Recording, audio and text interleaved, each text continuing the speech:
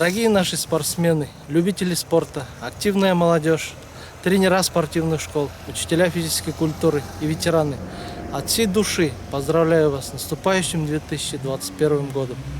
Новый год – самый добрый и светлый праздник.